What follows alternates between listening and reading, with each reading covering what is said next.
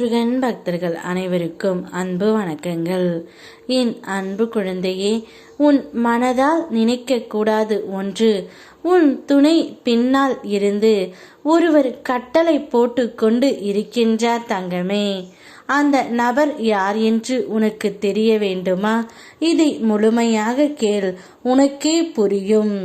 இந்த உலகில் எத்தனையோ தெய்வங்கள் இருந்தாலும் அவற்றையெல்லாம் விட்டு இந்த அப்பா முருகனையே உன் கதி என ஏற்றுக்கொண்டாயே.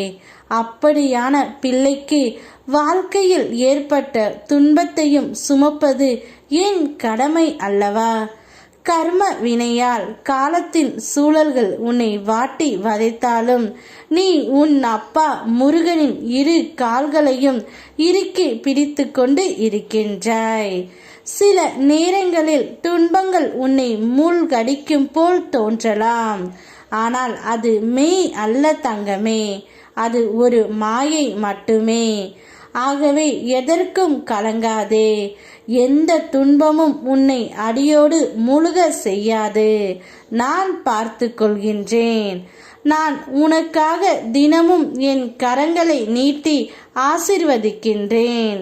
நீ கொடுப்பதற்காக நிற்கிறாய் என்றால் உனக்கு தேவையானவை யாவும் என் பாதத்தில் குவிகின்றன.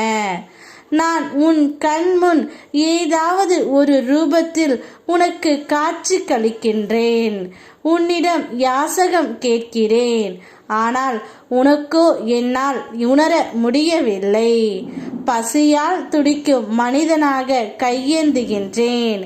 உன்னிடம் தாகம் தீர்க்க பறந்தோடி திரியும் பறவையாக திரிகின்றேன். உன் கண்முன் சாலையோரம் சுற்றி திரியும் பசுவாக தெரிகின்றேன். ஆனால் நீயோ என்னை உணரவில்லை. என் ஆலயத்தில் நான் இருக்கின்றேன் என்று அங்கு சென்று எனக்கு அத்தனை தேவைகளையும் செய்கின்றாய். ஆனால் உன் கண் முன்னே கையேந்தி நிற்கின்றேன். என்னை கவனிக்க மறுக்கின்றாய். உன்னுடைய மனதால் கூட நினைக்க கூடாத ஒன்றை உன்னுடைய துணையின் மனதில் இருந்து திட்டம் போட்டு கொண்டு உள்ள நபர் உன்னுடைய தோழிதான். கணவன் மனைவிக்குள் புரிதல் இல்லாமல் சின்ன சின்ன பிரச்சனைகளை பெரிதுபடுத்தி குடும்பத்தில் நிம்மதி இல்லாமல் இருக்கின்றீர்கள். விட்டு கொடுத்து வாழ பழகு. உன்னையே உயிராக இருக்கும் உறவை சின்ன பிரச்சனைகளுக்காக கண்கலங்க வைக்காதே. நீ எதிர்பார்க்கும் அன்பை கொடு. அதைவிட பல மடங்கு அன்பை பெறுவாய். எப்பொழுதும் நீ ஒற்றுமையோடு சிறப்பாக வாழ வேண்டும். யார் சொல்வதையும் காதில் வாங்கிக் கொள்ளாதே. நீ நினைக்க கூடாத என்று நினைத்த விஷயத்தை நினைக்காதே. உனக்கு என்ன வேண்டும் என்று உனக்கு தெரியும். அதை நீதான் முதலில் சரிப்படுத்தி கொள்ள வேண்டும். உன்னுடைய வாழ்க்கையில் யாரையுமே நடுவில் இழுக்காதே. உன் பிரச்சனையை முடிந்தவரை உன் துணையிடம் சொல்லி தீர்த்துக்கொள். மூன்றாவது நபர்களை இழுத்துவிட்டால் பிரச்சனை அதிகமாகத்தான் வரும். இல்லை என்றால் அப்பாவிடம் சொல். உனக்கு நான் வழிகாட்டுகின்றேன்.